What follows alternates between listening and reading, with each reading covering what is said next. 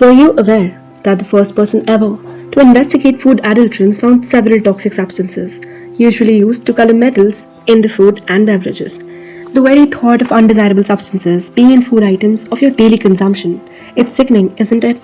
Every day, hundreds of such articles surface, highlighting that these undesired substances are not just limited to edible materials like sugar and salt, but also some really nasty stuff like brick powder, urea, detergents, caustic soda, and whatnot.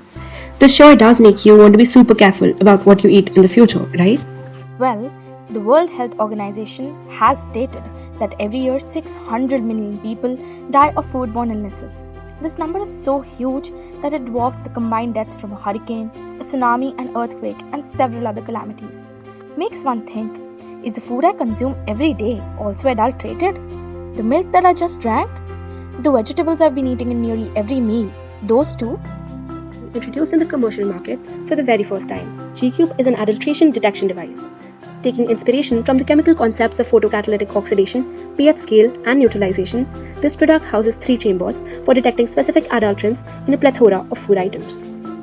3 devices are employed for detecting adulterants in milk. A pH meter assesses the acidic and basic nature of the milk. Any pH value that lies outside the predetermined range, that is 6.3 to 6.9 of pure milk, indicates the presence of adulterants like urea and detergent. Secondly, a lactometer is used to calculate the purity of the milk sample with respect to specific gravity of water. Lastly, the milk sample would be transported to a cylindrical incubation chamber where methyl blue is added to it. The sample would then be incubated at 37 degrees Celsius for 10 minutes. The presence of a blue color indicates the presence of microorganisms and confirms the suspicions of adulteration. In vegetables, the main issue that arises is regarding the high toxicity of chemical dyes. The best example here would be malachite green and copper sulfate. What all green vegetables can you think of right now? Well, malachite green is used in nearly all of them, and so many more. These are sprayed all over the vegetables that we consume for nearly every single meal to make them look greener and shinier until they turn out to be the green vegetables that you and I buy from the market, unaware of the potential damage it can cause on our overall health. For detecting the presence of malachite green, we have adopted processes such as photocatalytic degradation. Our device has 2 tubes that will emit illuminated UV rays to test the presence of the chemical. Once a food sample is exposed to these rays, the color of the sample would change in presence of malachite green, thus proving to be effective in eliminating the suspicion of adulteration by chemical dyes. Lastly, wax. This is an adulterant that's majorly used in almost every single fruit and vegetable to make them look shiny, glossy, and basically just visually appealing. But we've got a solution for this too. Combining the natural acids in lime juice and the basic nature of baking soda, the G-Cube uses a bristle layer made up of absorbing fibers, and by using natural substances, we make sure we stay chemical-free. The bristles dip in the solution and remove the wax off the vegetable piece, not only indicating the presence of adulteration in the first place, but also removing the wax entirely and making it healthy for human consumption. We were majorly inspired by the blue ocean perspective and how companies following business strategies along the lines of this concept have deviated from their competitors and now are massive successes. Firstly, we start off with our as-is canvas. This made us realize that what we are aiming to deviate from is not a preset industry or major players in the anti-adulteration industry. Rather, there is no pre-existing industry here, and we are establishing a whole new blue ocean of untapped market potential.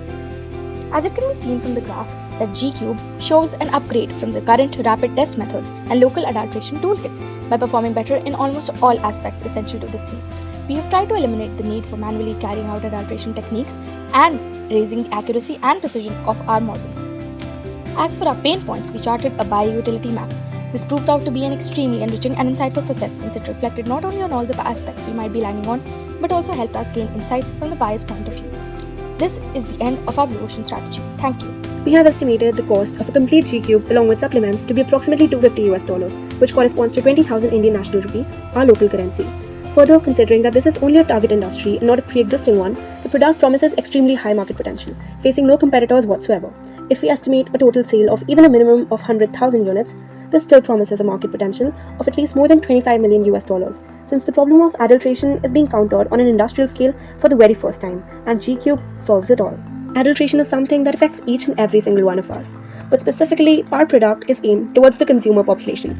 The industry is using fruit, vegetables, and milk as their very raw materials, as well as authoritative agencies like local governments, since adulteration is a grassroots level problem now. This is an issue that plagues us all, and what better way to cure a major global issue than youth innovation?